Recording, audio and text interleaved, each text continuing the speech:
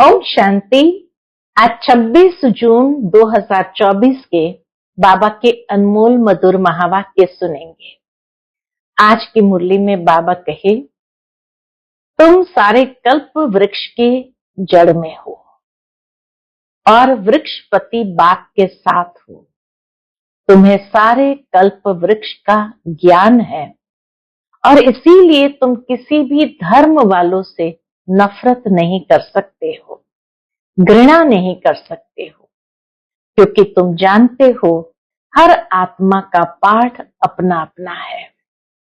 हर एक आत्मा अपने समय पर इस संसार में आती है पाठ बजाने, लेकिन इस वक्त हम पद्मा पदम भाग्यवान हैं जो पतित पावन बाप के बच्चे बने हैं और उनसे हमें बेहद सुख का वर्षा मिलता है। परमात्मा बाप को जानना, पहचानना और उसका बनना सबसे बड़ा सौभाग्य है। तो सुनते हैं आज के बाबा के अनमोल मधुर महावाक्य। ओम शांति। मीठे बच्चे, सदा इसी नशे में रहो कि हमारा पद्मा पदम भाग्य है। जो पतित पावन बाप के हम बच्चे बने हैं, उनसे हमें बेहद सुख का वर्षा मिलता है। आज की मुरली से प्रश्न है, तुम बच्चों को किसी भी धर्म से घृणा व नफरत नहीं हो सकती। क्यों? उत्तर है, क्योंकि तुम बीज और झाड़ को जानते हो। तुम्हें पता है कि ये मनुष्य सृष्टि रूपी बेहद का झाड़ है। इसमें हर एक का अपना अपना पार्ट है। नाटक में कभी भी एक्टर्स एक दूसरे से घृणा नहीं करेंगे। तुम जानते हो, हमने इस नाटक में हीरो हीरोइन का पार्ट बजाया। हमने जो सुख देखे वह और कोई देख नहीं सकता। तुम्हें अथाह खुशी है कि सारे विश्व पर राज्य करने वाले हम हैं। ओम शांति। ओम शांति कहने से ही बच्चों को जो नॉलेज मिली है वह सारी बुद्धि में आ जानी चाहिए। बाप की भी बुद्धि में कौन सी नॉलेज है? ये मनुष्य सृष्टि रूपी झाड़ है। मनुष्य सृष्टि रूपी झाड़ की नॉलेज बाबा की बुद्धि में भी है, जिसे कल्प वृक्ष भी कहते हैं। उसकी उत्पत्ति, पालना, फिर विनाश कैसे होता है, सारा बुद्धि में आना चाहिए। जैसे वह जड़ झाड़ होता है, यह है चैतन्य। बीज भी चैतन्य है, उनकी महिमा भी गाते हैं। वह सत्य है, चैतन्य है, अर्थात झाड़ के आदि मध्य अंत का राज समझा रहे हैं। कोई भी ऑक्यूपेशन को जानता नहीं। इस संसार में कोई भी परमात्मा का या प्रजापिता ब्रह्मा बाबा का ऑक्यूपेशन को जानता नहीं। प्रजापिता ब्रह्मा के ऑक्यूपेशन को भी जानना चाहिए ना। ब्रह्मा को कोई याद नहीं करते, क्यों? जानते ही नहीं। अजमेर में ब्रह्मा का मंदिर है। त्रिमूर्ति चित्र छपाते हैं, उसमें ब्रह्मा विष्णु शंकर है। ब्रह्मा देवताएं नमः कहते हैं। अब तुम बच्चे जानते हो, इस समय ब्रह्मा को देवता नहीं कहा जाता है। जब संपूर्ण बने तब देवता कहा जाए। संपूर्ण बन चले जाते हैं सूक्ष्म वतन में। बाबा कहते हैं, तुम्हारे बाप का नाम क्या है? किससे पूछते हैं? आत्मा से। आत्मा कहती है हमारा बाबा। जिसको मालूम नहीं है कि किसने कहा, वह तो प्रश्न पूछ न सके। अब बच्चे समझ तो गए हैं। क्या समझ गए हैं? बरोबर दो बाप सबके हैं। ज्ञान तो एक ही बाप देते हैं। अभी तुम बच्चे समझते होंगे, यह शिव बाबा का रथ है। ज्ञान शिव बाबा देते हैं रथ द्वारा, तो ब्रह्मा बाबा रथ है। बाबा इस रथ द्वारा हमको ज्ञान सुनाते हैं। एक तो यह है जिस्मानी ब्रह्मा बाप का रथ, दूसरा फिर रूहानी बाप का यह रथ। रथ एक है ब्रह्मा बाबा का रथ, दूसरा है रूहानी शिव बाबा का रथ। उस रूहानी बाप की महिमा है सुख का सागर, शांति का सागर। पहले तो ये बुद्धि में रहेगा, ये बेहद का बाप है जिससे बेहद का वर्षा मिलता है। पावन दुनिया के मालिक बनते हैं, निराकार को बुलाते हैं, पतित पावन आओ। आत्मा ही बुलाती है। जब पावन आत्मा है तब नहीं पुकारते हैं। पुकारते कब है? जब पतित बनते हैं। तो जब पावन आत्मा है तब नहीं पुकारते हैं, ये पतित पावन आओ। पतित है तो पुकारते हैं। अब तुम आत्मा जानती हो वह पतित पावन बाप इस तन में आया है, ये भूलना नहीं है। हम उनके बच्चे हैं। यह सौभाग्य तो क्या, पदम भाग्य की बात है। उस परमात्मा का बनना ये पदम भाग्य की बात है। फिर उस बाप को भूलना क्यों चाहिए? इस समय बाप आए हैं, यह नई बात है। शिव जयंती भी हर वर्ष मनाई जाती है, तो जरूर वह एक बार ही आते हैं। लक्ष्मी नारायण सतयुग में थे, इस समय नहीं है, तो समझाना चाहिए उन्होंने पुनर्जन्म लिया होगा। लक्ष्मी नारायण ने भी अनेक पुनर्जन्म लिया होगा। 16 कला से 12-14 कला में आए होंगे। यह तुम्हारे बिना कोई नहीं जानता है। ऐसी बातें बाबा कहे, तुम्हारे बिना कोई नहीं जानते। सतयुग कहा जाता है नई दुनिया को, वहां सब कुछ नया ही नया है। देवता धर्म नाम भी गाया जाता है। वही देवताएं जब वाम मार्ग में जाते हैं तो फिर उनको नया भी नहीं, तो देवता भी नहीं कह सकते, नया भी नहीं कह सकते तो देवता भी नहीं कह सकते। कोई भी ऐसे नहीं कहेंगे कि हम उनकी वंशावली के हैं। अगर अपने को उस वंशावली के समझते तो फिर उन्हों की महिमा अपनी निंदा क्यों करते? महिमा जब करते हैं तो जरूर उन्हों को पवित्र, अपने को अपवित्र पतित समझते हैं, तभी तो महिमा गाते हैं कि आप ऊंच हो, महान हो और हम नीच पापी हैं। पावन से पतित बनते हैं, पुनर्जन्म लेते हैं। पहले पहले जो पावन थे वही फिर पतित बने हैं। तुम जानते हो पावन से अब पतित बने हैं। तुम स्कूल में पढ़ते हो, उसमें नंबरवार फर्स्ट, सेकंड, थर्ड क्लास तो होते ही है। अभी बच्चे समझते हैं, हमको बाप पढ़ाते हैं, तब तो आते हैं ना, नहीं तो यहाँ आने की क्या दरकार है। बाबा आकर हमें पढ़ाते हैं तभी तो आते हैं, नहीं तो आने की क्या दरकार है। ये कोई गुरु, महात्मा, महापुरुष आदि कुछ नहीं है, ये तो साधारण मनुष्य तन है।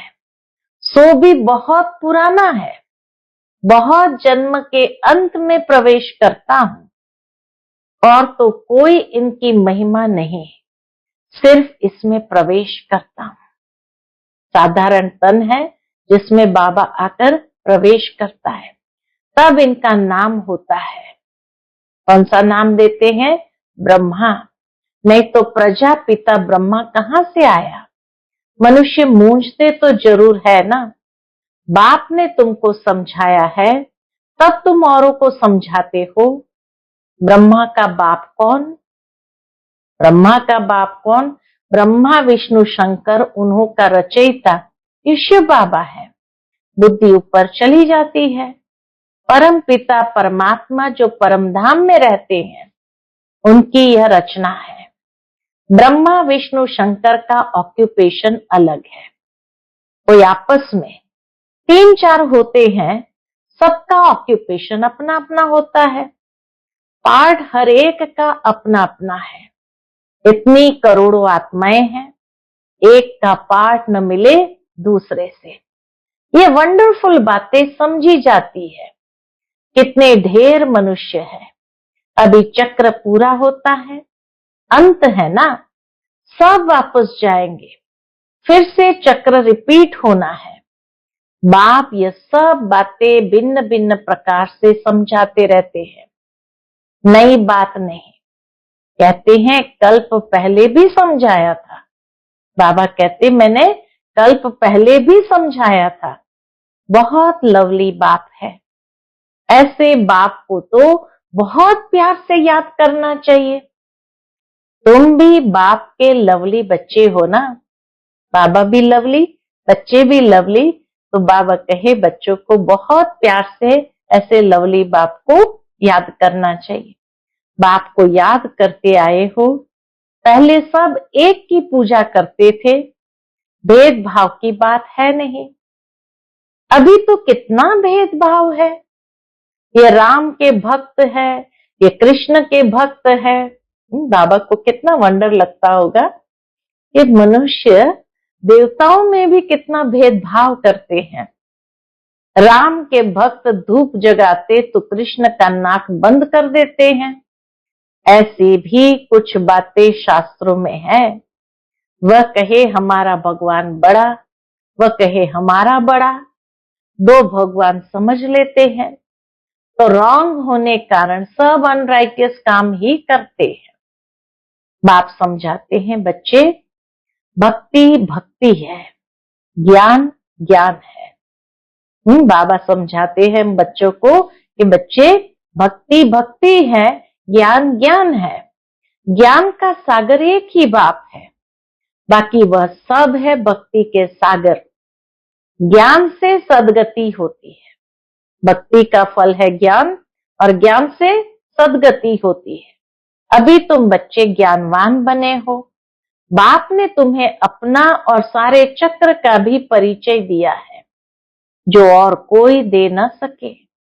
इसलिए बाप कहते हैं तुम बच्चे हो स्वदर्शन चक्रधारी। परम पिता परमात्मा तो एक ही है, बाकी सब बच्चे ही बच्चे हैं।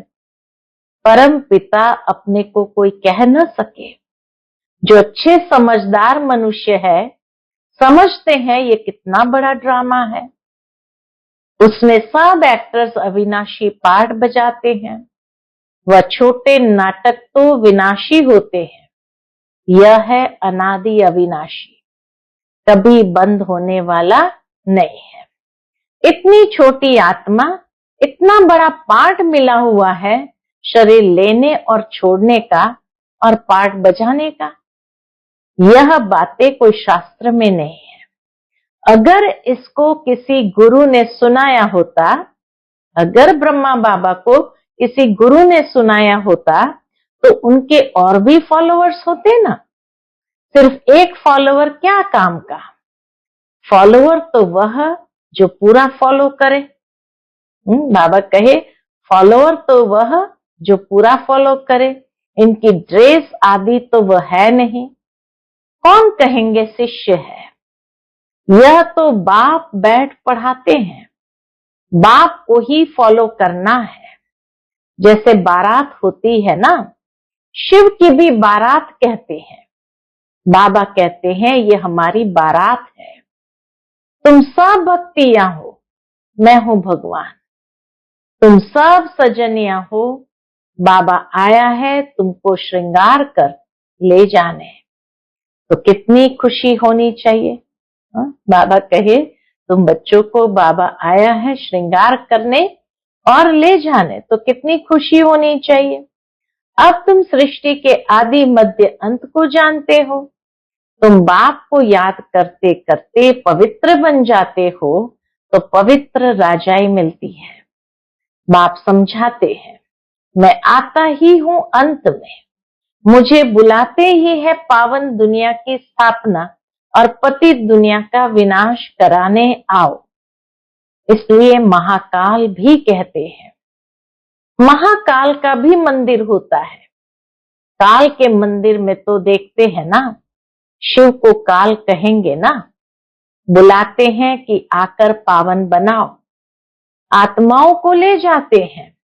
बेहद का बाप कितनी ढेर आत्माओं को लेने लिए आए हैं। काल काल महाकाल सब आत्माओं को पवित्र गुलगुल बनाकर ले जाते हैं। गुलगुल बन जाए तो फिर बाप भी ले चलेंगे गोद में। हम बाबा कहे गुलगुल बन जाए तो बाबा फिर कैसे ले जाएंगे? गुलगुल बनाकर साथ ले जाएंगे गोद में। अगर पवित्र नहीं बनेंगे तो सजाएं खानी पड़ेगी। फर्क तो रहता है ना, पाप रह जाते हैं तो फिर सजा खानी पड़े, पद भी ऐसा मिलता है। इसलिए बाप समझाते हैं, मीठे बच्चों बहुत बहुत मीठा बनो। श्री कृष्ण सबको मीठा लगता है ना, कितना प्रेम से श्री कृष्ण को झुलाते हैं। ध्यान में श्री कृष्ण को छोटा देख झट गोद में उठाकर प्यार करते हैं। वैकुंठ में चले जाते हैं, वहां श्री कृष्ण को चैतन्य रूप में देखते हैं। कई बच्चियां संदेश पुत्रियां ध्यान में चली जाती थी और ध्यान में जाने के बाद वैकुंठ में चले जाते थे, वहां श्री कृष्ण को चैतन्य रूप में देखते हैं। अभी तुम बच्चे जानते हो, क्या जानते हैं? सचमुच वैकुंठ आ रहा है, हम भविष्य में ये बनेंगे। श्री कृष्ण पर कलंक लगाते हैं, ये सब रॉन्ग है। तुम बच्चों को पहले नशा चढ़ना चाहिए। शुरू में बहुत साक्षात्कार हुए थे, फिर पिछाड़ी में बहुत होंगे। ज्ञान कितना रमणीक है, कितनी खुशी रहती है। इतना सुंदर ज्ञान है, कितना रमणीक ज्ञान है, तो कितनी खुशी रहती है। भक्ति में तो कुछ भी खुशी नहीं रहती। भक्ति वालों को ये थोड़ी मालूम रहता कि ज्ञान में कितना सुख है। भेंट कर न सके, तुम बच्चों को पहले ये नशा चढ़ना चाहिए। ये ज्ञान सिवाय बाप के कोई भी ऋषि मुनि आदि दे नहीं सकते। लौकिक गुरु तो किसको भी मुक्ति, जीवन मुक्ति का रास्ता बता नहीं सकते। तुम समझते हो कोई भी मनुष्य गुरु हो नहीं सकता जो कहे ये आत्माओं बच्चों मैं तुमको समझाता हूं। बाप को तो बच्चे बच्चे कहने की प्रैक्टिस है। जानते हैं ये हमारी रचना है। ये बाप भी कहते हैं मैं सबका रचयिता हूं। शिव बाबा कहते भी है मैं सबका रचयिता हूं और तुम सब भाई भाई हो। उनको पाठ मिला है, कैसे मिला वह बैठ समझाते हैं। शिव बाबा हर एक को कैसा पाठ मिला है वो बैठ समझाते हैं। आत्मा में ही सारा पाठ भरा हुआ है। जो भी मनुष्य आते हैं 84 जन्म में कभी एक जैसे फीचर्स मिल ना सके। ये सबसे वंडरफुल बात कि भले 84 जन्म लेते हैं लेकिन एक जन्म के फीचर्स दूसरे जैसे नहीं हो सकते हैं। क्यों? क्योंकि सतयुग में सतो प्रधान प्रकृति है, तो जरूर वहां के फीचर्स भी सात्विक होंगे। फिर रजो प्रधान है, फिर तमो प्रधान है, तो नेचुरल है फीचर्स तो चेंज होते रहेंगे। और फिर इतनी 800 करोड़ आत्माएं हैं, तो 800 करोड़ के भी फीचर्स एक जैसे हो न सके। थोड़ी थोड़ी चेंज होती जरूर है। तत्व भी सतो रजो तमो होते जाते हैं। हर जन्म के फीचर्स एक न मिले दूसरे से, यह भी समझने की बातें हैं। बाप रोज समझाते रहते हैं। क्या समझाते हैं? मीठे बच्चे बाप में कभी संशय नहीं लाओ। ज्ञान में और बाप में कभी संशय नहीं लाओ। संशय और निश्चय 2 अक्षर है ना। बाप माना बाप, इसमें संशय तो हो न सके। बच्चा कह न सके कि मैं बाप को याद कर नहीं सकता हूं। तुम घड़ी घड़ी कहते हो योग नहीं लगता। योग अक्षर ठीक नहीं है। बाबा सरल कर देते हैं। तुम तो राज ऋषि हो, ऋषि अक्षर पवित्रता का है। तुम राज ऋषि हो तो जरूर पवित्र होंगे। थोड़ी बात में फेल होने से फिर राजाई मिल ना सके। थोड़ी सी बात में भी अगर फेल हो गए तो राजाई मिल ना सके। प्रजा में चले जाते हैं, कितना घाटा पड़ जाता है। नंबरवार पद होते हैं ना, एक का पद न मिले दूसरे से। यह बेहद का बना बनाया ड्रामा है। सिवाय बाप के कोई समझा न सके तो तुम बच्चों को कितनी खुशी होती है। जैसे बाप की बुद्धि में सारा ज्ञान है, वैसे तुम्हारी बुद्धि में भी है। बीज और झाड़ को समझना है। मनुष्य सृष्टि का झाड़ है। इनके साथ बनियन ट्री का मिसाल बिल्कुल एक्यूरेट है। बुद्धि भी कहती है हमारा आदि सनातन देवी देवता धर्म का जो थूर था वह प्राय लोप हो गया है। बाकी सब धर्मों की टाल टालियां आदि खड़ी है। ड्रामा अनुसार ये सब होना ही है, इसमें घृणा नहीं आती। नाटक में एक्टर्स को कभी घृणा आएगी क्या? बाप कहते हैं तुम पतित बन गए हो, फिर पावन बनना है। तुम जितना सुख देखते हो उतना और कोई नहीं देख सकते। बाबा कहे तुम जितना सुख देखते हो उतना और कोई नहीं देखते। तुम हीरो हीरोइन हो, विश्व पर राज्य पाने वाले हो, तो अथाह खुशी होनी चाहिए ना। भगवान पढ़ाते हैं, कितना रेगुलर पढ़ना चाहिए, इतनी खुशी होनी चाहिए।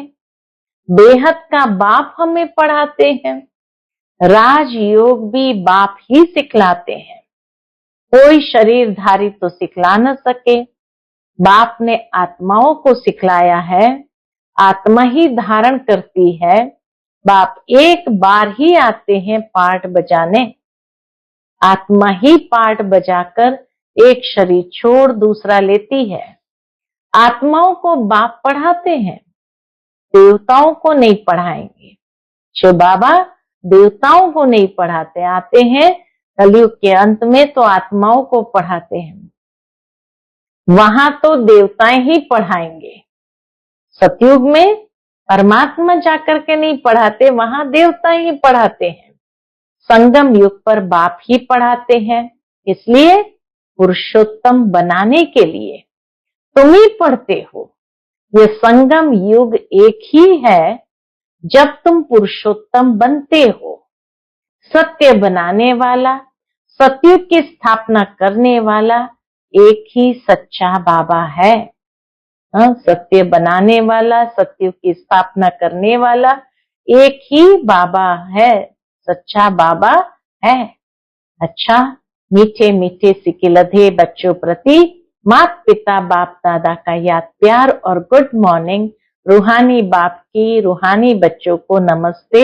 हम सभी रूहानी बच्चों की रूहानी माता पिता बाप दादा को याद प्यार, गुड मॉर्निंग और नमस्ते नमस्ते। शुक्रिया बाबा, शुक्रिया। आज की मुरली से धारणा के लिए मुख्य सार है। पहली पॉइंट, संगम युग पर डायरेक्ट भगवान से पढ़ाई पढ़कर ज्ञानवान आस्तिक बनना और बनाना है। कभी भी बाप व पढ़ाई में संशय नहीं लाना है। दूसरी पॉइंट, बाप समान लवली बनना है। भगवान हमारा श्रृंगार कर रहे हैं, इस खुशी में रहना है। किसी भी एक्टर से घृणा व नफरत नहीं करनी है। हर एक का इस ड्रामा में एक्यूरेट पार्ट है। आज का बाप दादा का मधुर वरदान हम बच्चों के प्रति है। सेवाओं की प्रवृत्ति में रहते बीच बीच में एकांतवासी बनने वाले अंतर्मुखी भव। सेवाओं की प्रवृत्ति में रहते बीच बीच में एकांतवासी बनने वाले अंतर्मुखी भव। साइलेंस की शक्ति का प्रयोग करने के लिए अंतर्मुखी और एकांतवासी बनने की आवश्यकता है। कई बच्चे कहते हैं अंतर्मुखी स्थिति का अनुभव करने व एकांतवासी बनने के लिए समय नहीं मिलता है। कई बच्चे कहते अंतर्मुखी स्थिति का अनुभव करने के लिए व एकांतवासी बनने के लिए समय नहीं मिलता, क्योंकि सेवा की प्रवृत्ति, वाणी के शक्ति की प्रवृत्ति बहुत बढ़ गई है। लेकिन इसके लिए इकट्ठा आधा घंटा व 1 घंटा निकालने के बजाय बीच बीच में थोड़ा समय भी निकालो तो शक्तिशाली स्थिति बन जाएगी। आज का स्लोगन है, ब्राह्मण जीवन में युद्ध करने के बजाय मौज मनाओ तो मुश्किल भी सहज हो जाएगी। ब्राह्मण जीवन में युद्ध करने के बजाय मौज मनाओ तो मुश्किल भी सहज हो जाएगी। बाबा को वैसे भी युद्ध करने वाले, मेहनत करने वाले पसंद नहीं। बाबा कहते हैं संगम युगी जीवन है ही मौजों की जीवन। परमात्मा मिलन मेले में परमात्मा के साथ मिलन मनाते रहो तो मुश्किल भी सहज हो जाएगी। अच्छा, ओम शांति।